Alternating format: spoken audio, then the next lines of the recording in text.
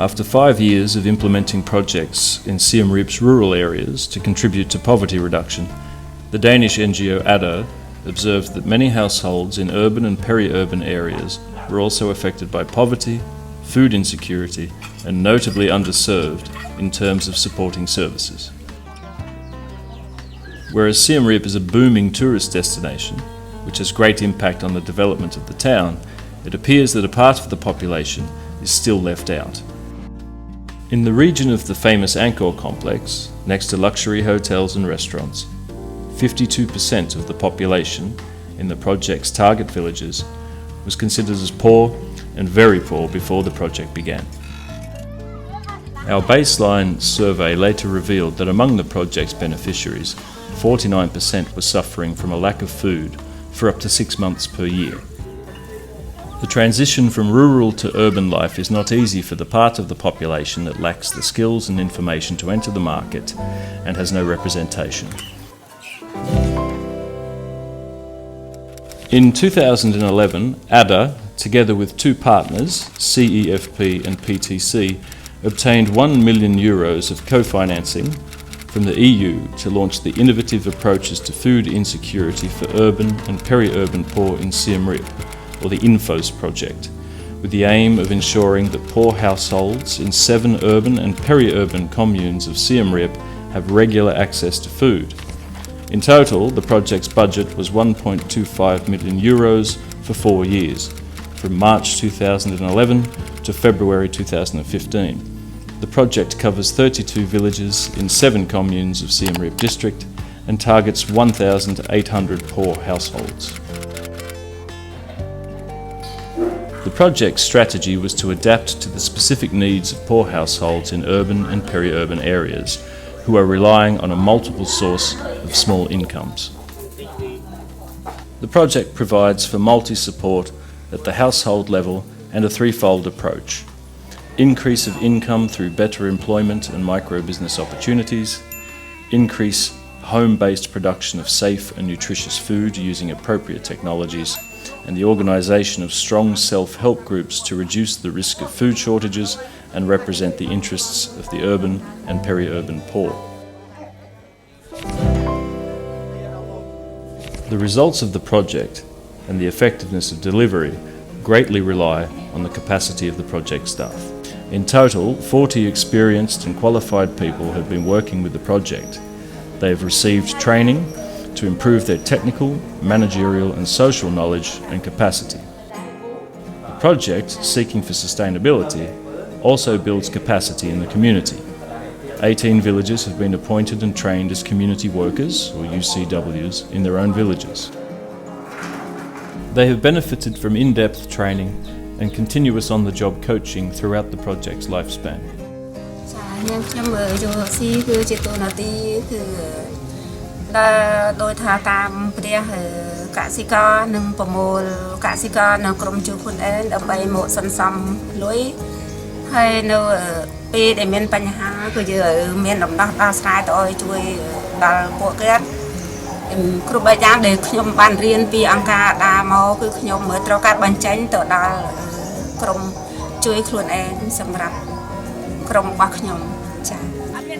They serve as local resource personnel in agricultural and socio-economic developmental issues and have contributed to project outreach tremendously.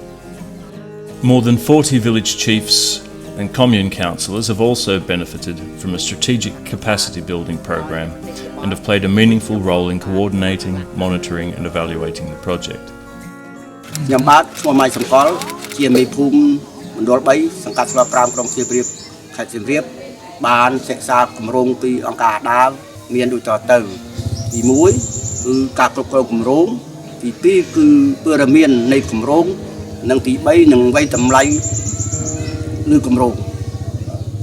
Relying on existing training materials from Adda and a well-trained team, the project first organised home vegetable garden training with target villages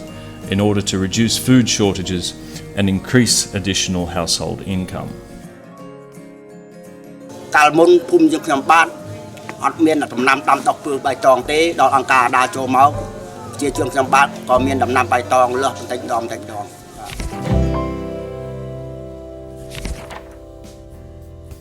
Many villages in urban and peri-urban areas had given up the tradition of growing vegetables for their own consumption, and according to the project's baseline,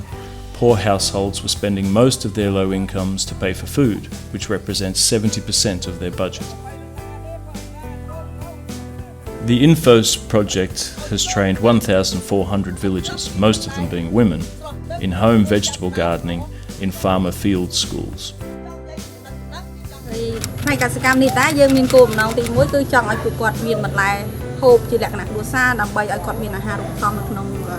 គ្រួសាររបស់ពួកគាត់ហើយអ្វីដែលសំខាន់បន្ថែមទៅនោះទៀតនោះគឺយើងចង់ឲ្យគាត់ទទួលបាននូវប្រាក់ចំណូលក្នុងគ្រួសាររបស់គាត់ដែលរៀងរាល់សប្តាហ៍មួយសប្តាហ៍គឺយើងមានរៀនម្ដងដែលយើងធ្វើនោះគឺទៅលើបន្លែចម្រុះដែលមាន13មុខបន្ទាប់ពីវគ្គបណ្ដុះបណ្ដាលនៅក្នុងវគ្គបណ្ដុះបណ្ដាលចប់ពីសាលារៀននៅរៀងរាល់សប្តាហ៍ភ្នាក់ងារអភិវឌ្ឍភូមិនិងភ្នាក់ងារវិវត្តសង្កាត់តែងតែបានធ្វើការតាមដាននៅការអនុវត្តរបស់គាត់ជាក់ស្ដែងនៅតាមផ្ទះនីមួយៗ As a result, vegetable production at the family level has multiplied by an average of 5. This corresponds now to an average of 324 kilograms per year, out of which 52 kilograms per year are home consumed and 271 kilograms of surplus are sold to the market. Average incomes from the sale of vegetables have multiplied by 6.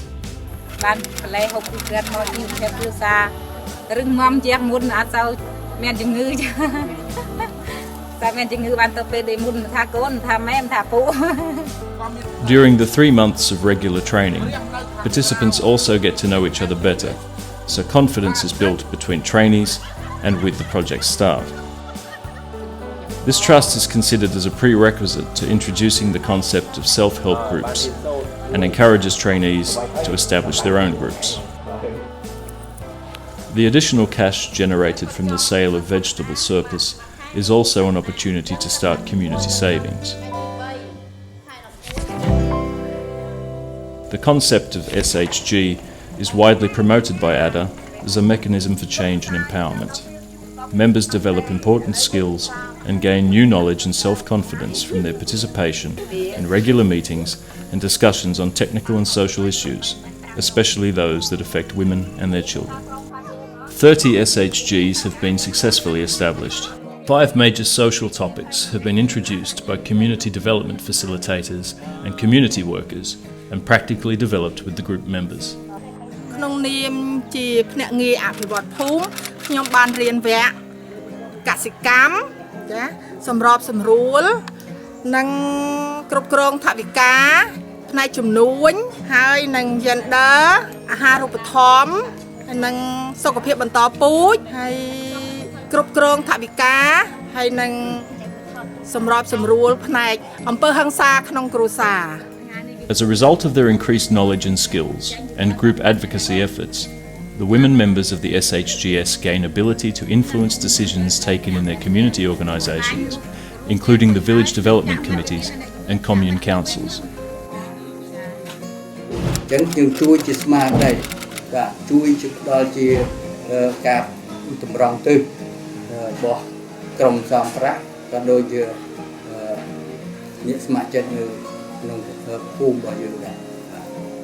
Besides that, capital formation takes place at a very basic level through the mechanism of the self-help group and allows members to access microloans. In our latest records from November of 2014, the total savings are $39,000 and outstanding loans are over $30,000.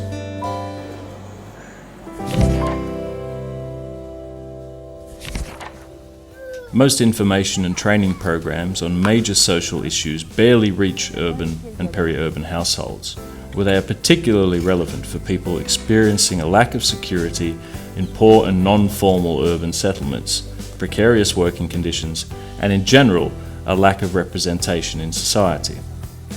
More than 1,000 people joined each campaign organised by the project on nutrition, hygiene and sanitation, waste management, household budget management, gender and domestic violence. Beside these activities related to the production of food and community empowerment, the Infose project also undertook a number of activities to increase incomes.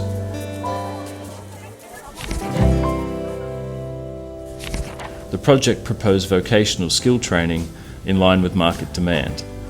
Over 600 young or unemployed people have been trained in public vocational training centres for skills related to construction, hospitality and a few services such as sewing and beauty. Besides technical skills, a lot of effort was made to prepare the trainees for their working lives. Proper behaviour in the working place and understanding of their rights and duties at work are key for successful integration to the job market. In 4 to 6 months, trainees gained the basic skills and experience to start promising careers in developing sectors. Those from hospitality also had an internship of 2 months in hotels and restaurants for practice. Job service placement facilitates encounters between employers and job seekers. ខ្ញុំឈ្មោះសិទ្ធិគុណជាមន្ត្រីឯកទេសទីផ្សារការងារខ្ញុំត្រូវទៅមើលការខុសត្រូវទៅលើសិស្សជំនាញជីវៈរបស់ Infose 600 នាក់នៅក្នុងការជួយសម្របសម្រួលការងារនេះគឺខ្ញុំចាំបាច់ត្រូវតាក់ទងទៅលើក្រុមហ៊ុនសំណង់ធំៗនៅក្នុងខេត្តសៀមរាបសន្តាគារឬភោជនីយដ្ឋានផ្សេងៗដើម្បីទីផ្សារការងាររបស់សិស្សរបស់ខ្ញុំហើយនៅក្នុងការរកការងារធ្វើនេះគឺខ្ញុំរៀបចំឯកសារឲ្យគាត់ថា CV ដើម្បីដាក់ពាក្យធ្វើការ At the end of the project, 91% of the trainees that were monitored had found a job with an average salary reaching $153 per working month. Jobs are mostly full-time. ហើយបន្ទាប់ពីខ្ញុំមករៀនចប់នៅសាលា PTC ខ្ញុំបានស្វែងរកការងារធ្វើហើយបន្ទាប់មកបានស្វែងរកបាននៅទីនេះនៅចំការ restaurant ហើយខ្ញុំចូលទីមុនដំបូងគឺទទួលបានប្រាក់ខែ$90បន្ទាប់មកបានបញ្ចប់ probation ចំនួន3ខែហើយទទួលបានប្រាក់បន្ថែម$10ថែមទៀតក្នុងនោះទទួលបានសរុបគឺ$100បានរៀននៅមជ្ឈមណ្ឌល CEFP ក្រោមគម្រោង Infose ខ្ញុំបានជាសិស្សចំនួនទី3បានបញ្ចប់ពេលដែលខ្ញុំរៀនចប់ពីការឧបត្ថម្ភគម្រោង Infose ខ្ញុំបានមកធ្វើការងារនៅអង្គរវិឡា Resort រយៈពេល2ឆ្នាំកន្លះហើយប្រាក់ខែសរុបរបស់ខ្ញុំនៅឆ្នាំចុងក្រោយនេះគឺខ្ញុំបាន$220ហើយនៅក្នុងនេះមុខម្នាក់របស់ខ្ញុំជា supervisor នៃជាងហើយខ្ញុំបានមានក្រុមជាងចំនួន27នាក់ហើយក្នុងនោះមានសិស្សដែលជួយឧបត្ថម្ភពីគម្រោង Infose ចំនួន13នាក់ដែលធ្វើការនៅក្នុងនេះ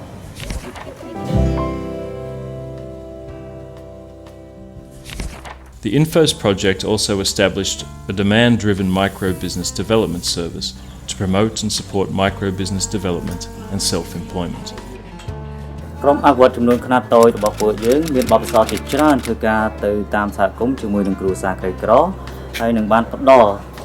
ទៅដល់សហគ្រិនក្រីក្រដែលគាត់មានធនធានខ្សត់ខ្សោយយ៉ាងពិតប្រាកដក្រុមជំនួញអភិវឌ្ឍចំនួនខ្នាតតូចរបស់ពួកយើងបានត្រៀមខ្លួនរួចជាស្រេចដើម្បីផ្ដល់សេវាកម្មទៅដល់ស្ថាប័នអង្គការហើយនិងគម្រោងផ្សេងៗទៀត During the project, 600 individual micro-entrepreneurs benefited from personal coaching over 6 months to identify and undertake key steps to improving or starting their businesses. This tailor-made approach is the core of the MBD service, which includes market and input supply access and financial services, management and technical training and technical assistance, and facilitation for registration procedures. 27 SHGs started credit or trading activities as a way of increasing their capital and strengthening the links between members, and 3 producer groups have been established alongside value chain development. 143 grants have been awarded to innovative entrepreneurs. កាលពីមុនដែលអត់ទាន់បានជាប់ grant ខាងកាតាពួកខ្ញុំធ្វើអត់បានច្រើនទេខ្ញុំរីកចម្រើនជាងមុនតាំងពីឡដុល្លារឡក៏បានល្អជាងមុនមានសម្រាប់គ្រីបអីត្រឹមត្រូវនេះហើយបានយូរឆ្នាំទាត់មកទៀតខ្ញុំក៏ដុតបានច្រើនជាងមុនពីមុនខ្ញុំដុតបានតែ70ឥឡូវខ្ញុំដុតបាន140 Thanks to the MBDS, committed micro-entrepreneurs have multiplied their revenue by a factor of almost 3, and 50 new micro-enterprises have been effectively established. ហើយពួកគាត់មកបង្ហាត់បង្រៀនយើងអំពីការលុយកាក់ទៅចាយវាយបៀបណាអញ្ចឹងយើងចេះចាយវាយើងចេះទុកដាក់យើងចេះ ចំណាយចំណូលយើងដឹងតែចឹងទៅយើងចេះច្រើនជាងការដែលយើងអត់បានរៀនការអង្គការដើរអត់បានចូលមកពួកក្បាលយើងអត់បានដោះដាលទេពួកអីយើងវាអត់សូវចេះផ្នែកខាងហ្នឹងណា During the project, the MBDS also supported the integration of pork producers into two main value chains, the horticultural value chain and the natural fibre handicraft value chain. 85 farmers upscaled from subsistence farmers to small commercial farmers, and 260 craftsmen benefited from a better integration to their value chain.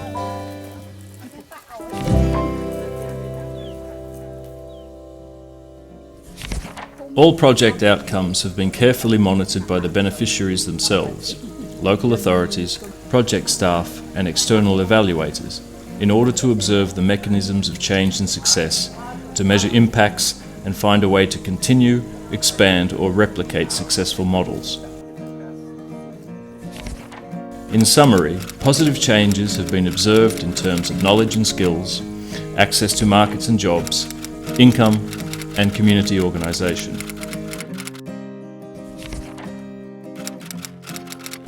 All of this has improved the food security of the target group and reduced their vulnerability.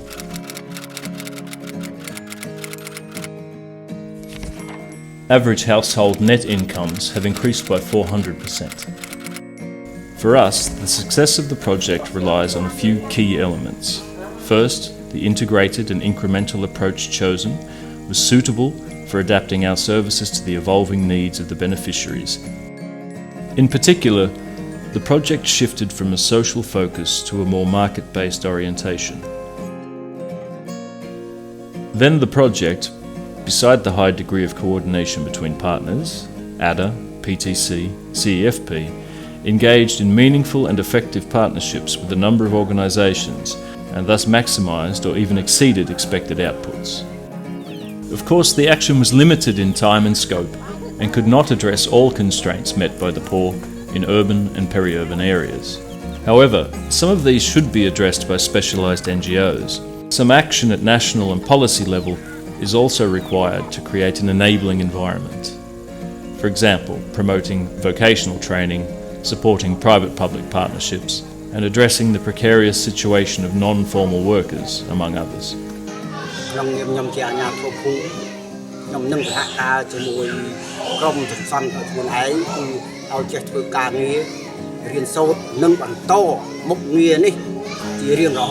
We hope that local authorities, community workers, and self-help groups remain mobilised in order to continue this action. We thank all stakeholders for their contribution to the success of the project and for their support.